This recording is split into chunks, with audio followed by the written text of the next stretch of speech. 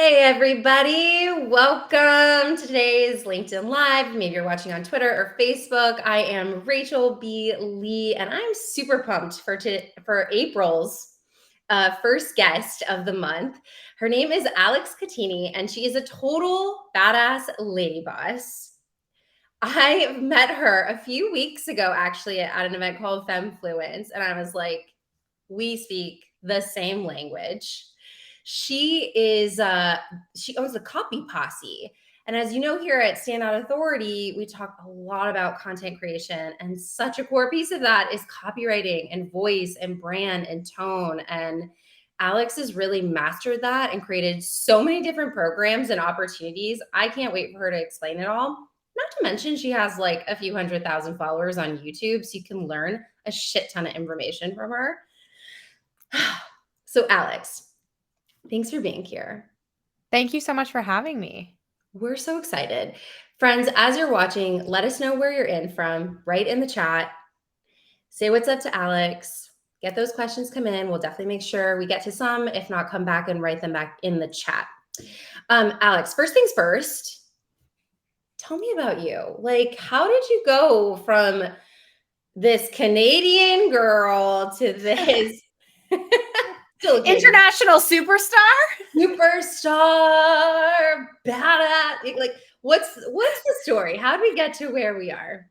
Where do I even start? I mean, I think like a lot of entrepreneurs, I didn't dream of being an entrepreneur. Although looking back, I have so many stories from my childhood of just starting businesses at like the age of 8, trying to make $11 so I could buy candy. But I wanted to be a lawyer originally. And so I went to business school with a major in business law, thinking, okay, I'm going to be that lawyer power suit lady. And I finished university actually abroad. I studied overseas and then came back, and I thought, oh my gosh, I just want to travel again. I'm not ready to go to law school. So I was pretty confident on, you know what, I'm going to delay it for 1 year. Best decision I ever made. I'm going to delay it for 1 year and see if I can travel, but I need money. So I can't just travel. I need to work somewhere and travel. So that led me down this path of finding an internship at a company called Mindvalley, which is today one of the largest, if not the largest, publisher of personal development programs online. So self-help, personal growth. And I applied for this internship, got the job, and was like, oh, okay, I guess I'm packing up my stuff, selling my car, quitting my job. I was bartending at the time, or serving, sorry. I'm going to move to Malaysia. And so my parents thought I was nuts, and I moved to Malaysia. And that was kind of the beginning of this whole journey for me. I had no idea. I mean, not only did I know nothing about self-help and personal growth, being this small city gal from Canada, hadn't spent much time working on myself personally, like many 21-year-olds or however old I was at the time. Yeah. And I moved to Malaysia, and I learned about personal development and internet marketing and entrepreneurship, like all at the same time. And to say that I drank the Kool-Aid is an understatement. Needless to say, I did not go back to law school. I ended up staying at Mindvalley for 3.5 years. Went from intern to project manager to business manager to creative director.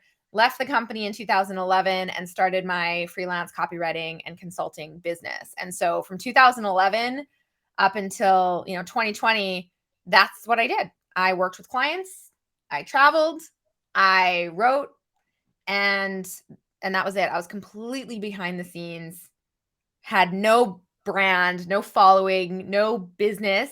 It was just me writing for clients. That's it. Wow. And that was up until 2020. Yeah.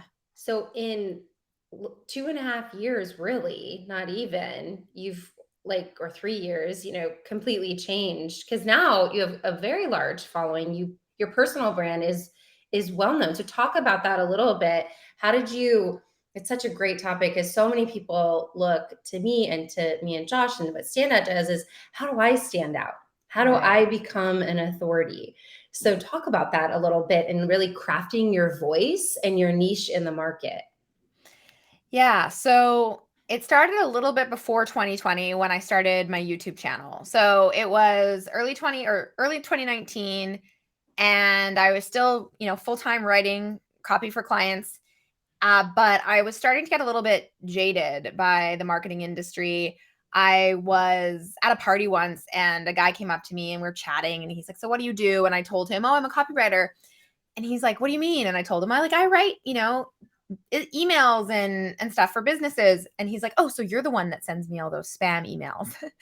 And I was like, "What?" And I was so upset that that was his belief about what copywriting was. And I realized that, aside from those of us who were like really on the inside about what copywriting was and how beneficial it is to businesses and how every single business on the planet needs words in order to run their business, that the public generally was sort of like, oh, marketing, copywriting. And it was something that I was so passionate about.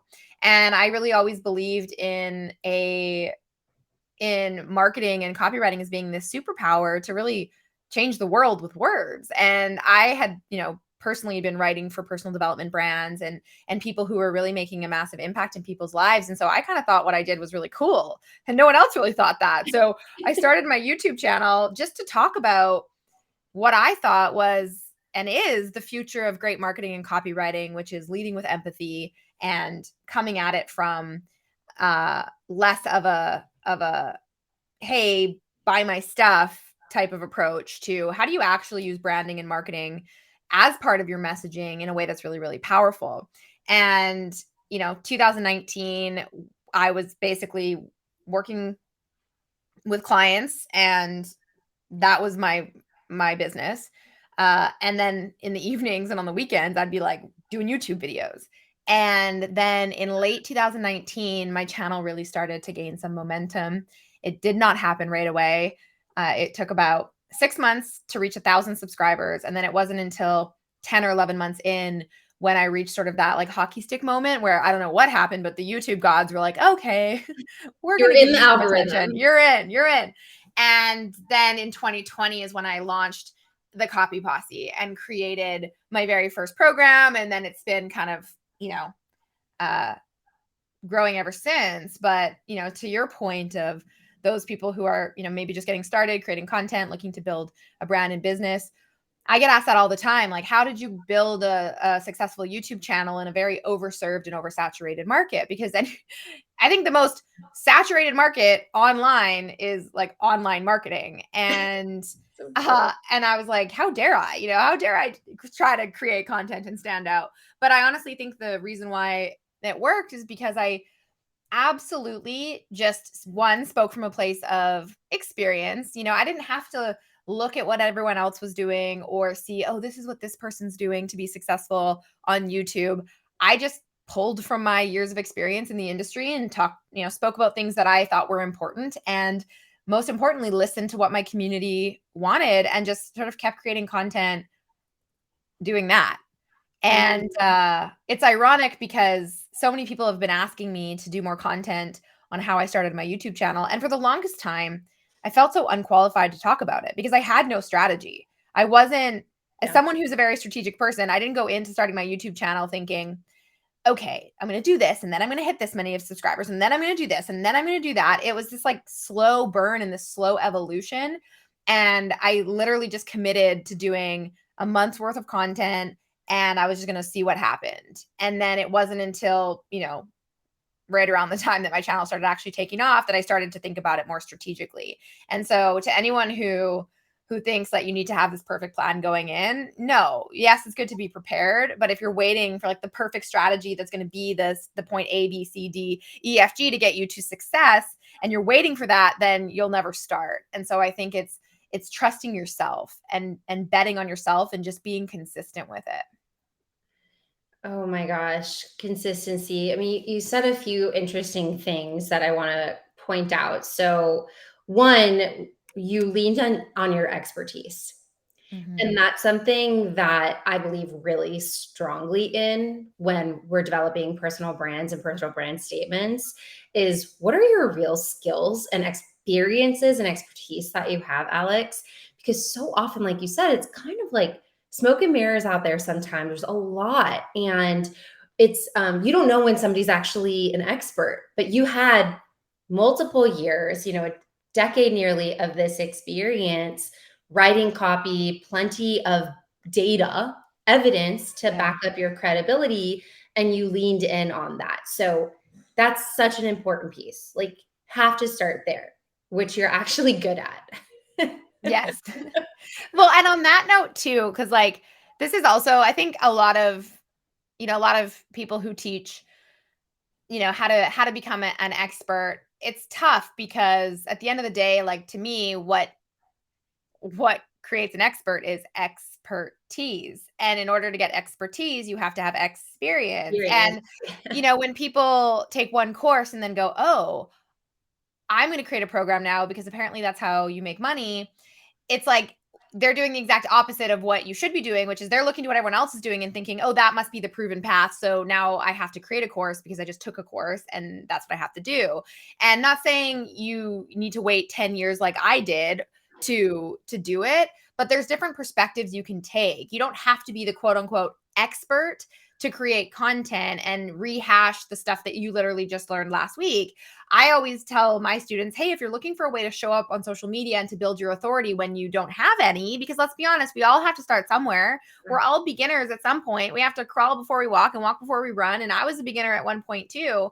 But it's to share from a different perspective. Maybe you're sharing as the curious peer who's like, hey, here's what I learned. This person talks about this. What do you think? You're curating information. You're sharing as a investigator or detective or someone who's looking to share value through your lens and your perspective without necessarily saying, I'm the expert on this topic and here's what you have to do. And then you have to learn from me and buy my products if you're not actually an expert. And of course, like you said, there is a lot of smoke and mirrors, but there is still a way to show up and grow your authority, even if you're new, but you have to take a different approach.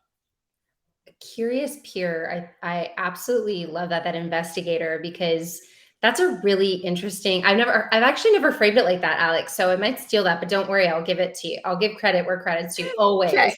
I'm like big on that. That's part of me with creating content.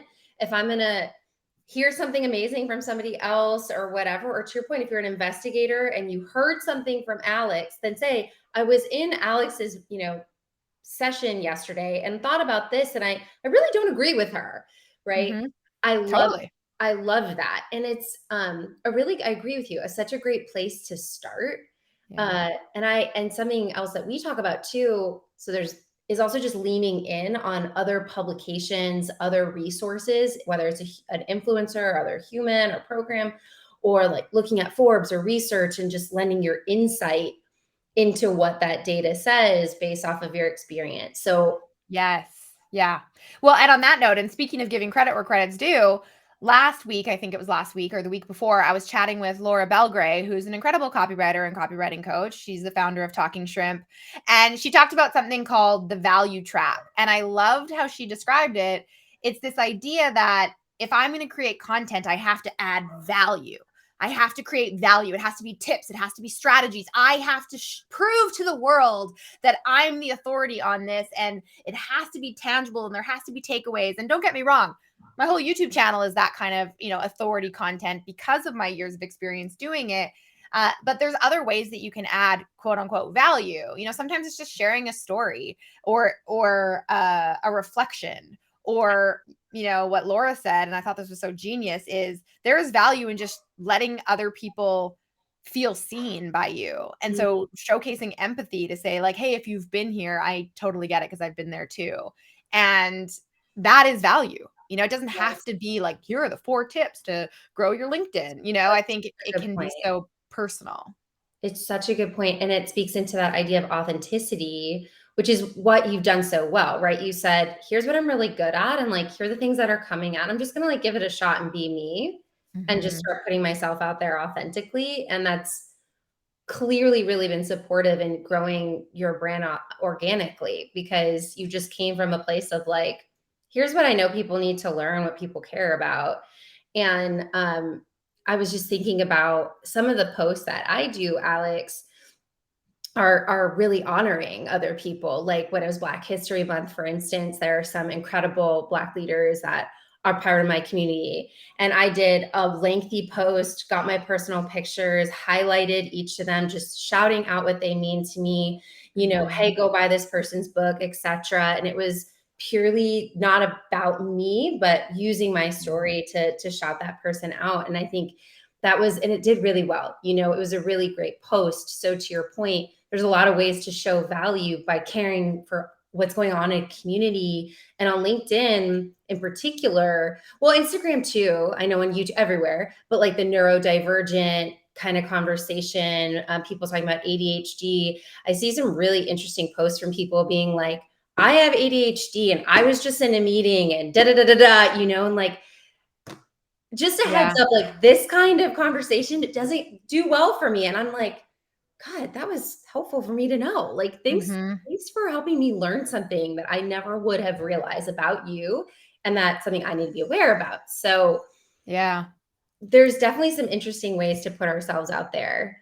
Um, Alex, talk about the so you have a lot of programs and frameworks and ways in which you support people in getting started. Can you talk about what, you know, somebody's thinking, okay, I'm not the best copywriter, but I want to put content out there. You know, what's your sort of briefly, what are the things that you guide people to do to start getting out there when it comes to writing your own copy and crafting your voice? Yeah, that's a really great question. I mean, so I'll break that into two parts. What you said, getting your copy written and writing good copy, and then finding your voice. I think those are obviously incredibly related, but finding your voice, especially if you're a creator or a personality based brand, I can tell you is so foundational. Like, and when we talk about, AI, for example, which everybody's talking about right now, and AI is so cool. Like, it's a tool, it's impressive, it cranks out copy. Well, sorry, I'm going to rephrase that. It cranks out content very, very fast. And when I mean content, I mean like just the bulk of what it can produce is incredibly powerful. But what it can't do is understand who you are, what you're trying to say, who you're trying to help, and what your voice is. And so when we really try to think about, okay, what's happening right now in the industry, as more and more people are starting businesses and more people are relying on tools like chat gpt to create content, is that there's just a lot of content being created. If like, as if before there wasn't a lot. Now it's like infinity, that Yeah, times infinity. right. And what's going to make you stand out far and above all of this new content that's being published, daily, is to figure out really who you are. And I know that sounds like woo woo and it sounds like basic, but creating a brand voice that is so rooted in who you are and what you stand for, I really think has become so like my most powerful marketing strategy. And I think that's why my YouTube channel took off in a very overcrowded, niche, because I was on a mission to de-douchify the internet.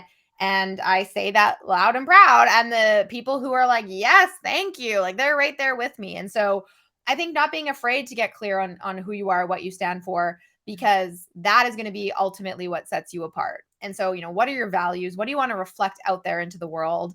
And, you touched on something earlier when you said you've just been showing up as your authentic self. I'll be honest, like it took time for me to really get confident showing up that way. In the beginning, it really, I mean, like anyone creating content, I'm sure your first LinkedIn Live or your first podcast, Rachel, was like cringy to you, probably to nobody else, but we're also hard on ourselves, And I remember my first videos, I was trying so hard to be taken seriously. And I was trying so hard to come off a certain way because I knew that all the other people on YouTube teaching copywriting were men, and they, like it was just different. I was very uncomfortable and awkward. And then the more I started just being like, you know what, I'm just going to be me, and I'm just going to say the weird stuff and make the facial expressions and say something that matters to me, and I'm just going to be who I am and speak from the heart. That's really when things started taking off. And sometimes it does take some practice to get there. And so, it's hard to get on video the first time and just be like this effortlessly authentic person, because if it's the first time you're doing it, like it is a little bit scary and you are going to be like, oh, what are going to be people going to think? And we were talking about that before we pushed record, right? Like, Yeah. oh God, like the things that used to be stressful are no longer stressful because as you build your business, entrepreneurship just takes you to a whole other level. But going back to my point, that was like a total tangent, is, getting clear on your brand voice. And so that's something I talk a lot about, something I teach a lot about, because I really do think it's the foundation of all good messaging, marketing, sales, business in general. When it comes to writing good copy, you could absolutely use a tool like ChatGPT, by the way. I'm not saying I'm anti ChatGPT. Use it as a base to get started, not staring at a blinking cursor on a white page. But at the end of the day, you're going to get this like bulky, generic, average content, and you need to now turn it into powerful copy for your business. And the way that you do that is through, making sure it sounds like you and is written in your brand voice. But I follow a really simple formula with basically every piece of copy. Of course, there's a lot more nuance to it, but it's as simple as ABC. First thing you need to do is grab people's attention. And, a lot of people talk about attention and they say, oh, people's attention spans have gotten shorter. I actually disagree with that, because when's the last time you sat and binge watched the entire series of Next in Fashion 3 days ago? And you're like, I'm still watching Netflix. Stop asking me if I'm still watching. Like, we have attention spans for really great content. So what has changed is not people's attention spans, but the availability of high quality content. It used to be that you'd go to Blockbuster, you'd rent that VHS, you'd bring it home, and if that movie sucked, guess what? You were watching it anyway because it was the only movie that you had, right? Now it's a whole other conversation because you can literally just in 2 clicks go to a different show or go to a different TikTok or swipe or whatever, right? And so getting attention is really important. And part of getting attention is knowing who you're speaking to and what they care about. And there's a lot of different ways to do that. And, I teach a lot of different hooks and things like that in my content. But at the end of the day, it's making a statement that is relevant to your audience and it's something that they care about. The next thing is what I call the big benefit or the big promise or the big idea. It's like the meat. It's like, what are you trying to say? And, usually it is to highlight either a obstacle, a challenge, a pain point, or an opportunity for someone. So either you're, creating that sense of, hey, I feel you. If you're experiencing this, you're in this bind, you have this challenge, you have this obstacle. Great. I've been there too. Here's how I can help. Or it's, hey, and more aspirational. Do you want to accomplish this? Do you want to achieve that? Do you want to achieve this benefit? Again, kind of the flip side of the challenge. And then the CTA. What do you want people to do next? Do you want people to click, comment, DM you, whatever that might be? And so we follow that ABC framework for everything that we write, especially social captions or anything you're posting on LinkedIn, to get, conversation going, get people's attention, and offer value. ABC. Done. ABC. Done. So it's, basically get their attention. What's the benefit and what's a CTA? Grab it? Mm-hmm. So you got to listen when you interview people, guys. Yes, you really do. Or take notes, but you can't take notes because you're talking. Yeah, it's too much. You just got to be a good listener.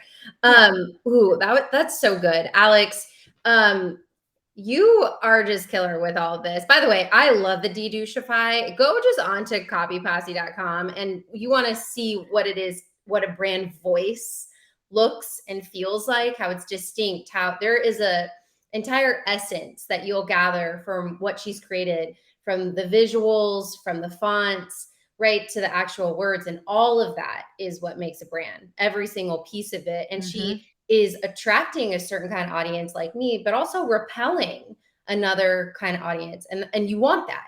We want people to either love us or hate us. Josh loves to say that. I don't think I always say polarity creates popularity. Because people are talking about you one way or the other. It's a good thing, right? Yes. Ooh, that's a good one. I like it. Okay. Juicy nugget.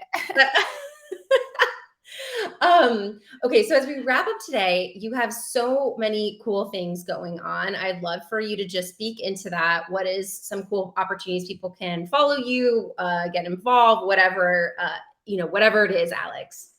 Yeah, so probably the most exciting thing I'm working on right now, and it's so aligned with the conversation we just had, is obviously I love talking about copywriting. It's what I have done forever, what feels like. But lately I've been really creating a lot more content around brand voice, branding, marketing, not just for copywriters, but for entrepreneurs, coaches, consultants, because, the market, the industry, the world, it's changing and it's changing fast. And I think what I don't agree with is how a lot of people are using it as an opportunity to fearmonger and say, if you don't do this, you're going to be left behind. And like it's to me, it's like, relax. Yeah. You're fine.